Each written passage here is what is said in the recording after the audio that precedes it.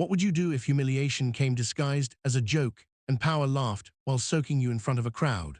The afternoon market on a London side street buzzed with chatter when a sudden blast of cold water cut through the noise and slammed into Lena Hart's back, drenching her coat and pinning her breath in her chest. Lena staggered, but stayed upright as laughter erupted behind her, the hiss of a police hose continuing like a cruel drumbeat meant to entertain rather than protect. Officer Craig Dalton stood near the van with a grin stretched too wide, one hand on the nozzle, eyes gleaming with the kind of boredom that turns authority into cruelty. People froze mid-step as the spray soaked Lena from head to toe, water pooling around her shoes, shock rippling through faces that did not know whether to intervene or look away. Craig laughed and shouted that it was just a bit of fun, that everyone needed to lighten up, his words landing heavy with the weight of someone who expected no consequences. Lena lifted a hand slowly, palm open, signaling the spray to stop, not pleading, not begging, simply commanding calm through control she had learned the hard way. The water cut off and silence rushed in, broken only by dripping fabric and the low hum of engines idling nearby. Craig strutted closer, still smirking, telling her to move along before things got worse, his tone daring her to react so he could escalate. Lena met his gaze, her eyes steady, her jaw set, refusing to shrink, refusing to perform fear for his amusement. Around them, phones rose quietly, market stalls paused, and the crowd sensed that this moment mattered more than a soggy coat. Craig leaned in and muttered that people like her always complained, that uniforms meant rules and rules meant obedience, his words wrapped in casual prejudice. Lena took a breath and let it out slowly, grounding herself, remembering every hour of training, every case that taught her patience beats noise. She reached into the inside pocket of her soaked coat with deliberate calm, not rushing, not dramatic, and the crowd leaned forward as if pulled by a shared instinct. Craig's grin faltered for the first time as he watched her hand emerge holding something flat and official, something he did not expect from the woman he had just sprayed for sport. A hush spread as Lena held it at chest height, water dripping from its edges, her voice low and clear as she said this was not a joke and it never was.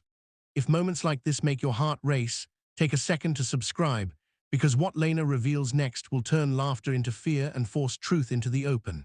And if you have ever seen power misused in public, comment where you are watching from, because this story is only beginning. The hush that followed felt heavier than the water that still dripped from Lena Hart's coat, because every person in the market sensed that something irreversible was unfolding, something that would not end with laughter or excuses.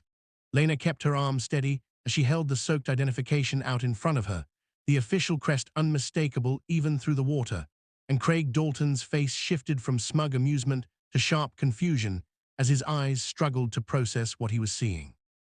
The crowd leaned in closer now, stall owners stepping out from behind tables, shoppers pausing mid-payment, phones rising higher as instinct told them this was no longer a prank but a reckoning. Craig scoffed at first, forcing a laugh that sounded hollow, saying anyone could flash a card, that she thought she was clever, but the confidence in his voice cracked as Lena calmly stated her full title and badge number, her words precise and unshakable. She explained that she was a senior detective assigned to internal conduct oversight, that she had been walking through the market on purpose, observing community interactions, and that his behavior had just documented itself without her needing to ask a single question. The color drained from Craig's face as murmurs rippled through the crowd, people whispering words like investigation and misconduct, because power always feels lighter when witnesses begin to understand it can be challenged. Craig took a step back instinctively, glancing at his colleagues near the van, but none of them moved, their eyes fixed on Lena with a mixture of shock and dawning respect. Lena continued speaking, her voice calm but firm, explaining that the hose incident was now evidence, that multiple civilian recordings already existed, and that his own body camera would tell the rest of the story he could no longer rewrite. Craig stammered that it was harmless, that no one was hurt, that he was just trying to keep order, but his words collapsed under the weight of his earlier laughter and the crowd that had witnessed it. Lena reminded him that authority was not a toy, that humiliation was not policing, and that fun built on cruelty always ends in accountability. A woman near the fruit stall nodded slowly, a man muttered that it was about time, and the market buzz shifted from shock to quiet validation. Craig's posture shrank, his shoulders tightening as he realized the joke had flipped, that the woman he had sprayed for entertainment had calmly dismantled his power without raising her voice or her hands. Lena reached back into her coat and produced a small recorder, confirming she had been documenting the entire interaction, then stated that he was now instructed to stand down and await further orders. Craig's breathing quickened, his earlier bravado replaced with panic as he asked her to reconsider, to handle it quietly, to not ruin his career over a misunderstanding. Lena met his eyes and said consequences were not created by witnesses but by actions, and that mercy was never owed to cruelty. If you are watching this and feel the shift when accountability enters a public space, take a moment to subscribe, because the next chapter shows how quickly power collapses when truth stands still. And if you believe moments like this matter, comment where you are watching from, because what happens next will make even the uniform feel heavy. The market no longer felt like a place of noise and color, but like an open courtroom shaped by ordinary people who had suddenly become witnesses. As Detective Lena Hart stood firm in her soaked coat, and Officer Craig Dalton's authority visibly began to collapse in real time. Craig's eyes darted around desperately, scanning the faces in the crowd for sympathy or support, but all he found were phones held steady and expressions hardened by the clear understanding that they had just watched power abuse itself for amusement. He tried to speak again, his voice lowering, shifting from arrogance to negotiation, saying this could be handled internally, that there was no need to make a scene, that paperwork could disappear if everyone calmed down. Lena listened without interrupting, because she knew this phase well. The moment when bullies stop laughing and start bargaining. She reminded him calmly that the scene had been created the second he turned a public safety hose on a civilian for fun, and that everything after that was simply consequence catching up. Around them, people murmured in agreement, some nodding slowly, others folding their arms, because many had seen moments like this before, but never witnessed one dismantled so cleanly and publicly. Craig gestured weakly toward his colleagues near the van, asking for confirmation, for backup, for someone to take control, but none of them stepped forward, their silence louder than any accusation, because they understood association now carried risk. Lena accepted a phone from a shopkeeper who offered it without a word, confirming that multiple clear recordings showed the spray, the laughter, the comments, and the aftermath from different angles, making denial impossible. Craig's breathing became shallow as he realized the story was no longer his to shape, that truth had multiplied beyond his reach. Lena explained that internal affairs had been alerted automatically, that his body camera footage was being secured remotely, and that the crowd itself had ensured transparency without needing to be asked. She spoke about how authority exists to protect dignity, not strip it away, and how jokes built on humiliation always reveal deeper beliefs when exposed to light. A woman near the bus stop wiped her eyes quietly. A young man whispered that this was the first time he had seen someone stand up without shouting, and the market seemed to breathe again, not with fear, but with relief. Craig finally lowered his head, his hands trembling, his voice breaking as he asked her to show mercy, to remember how stressful the job could be, to understand that everyone made mistakes. Lena's response was measured and unflinching, as she said stress explained mistakes, but never excused cruelty, and that mercy was a choice reserved for those who showed accountability before being forced into it.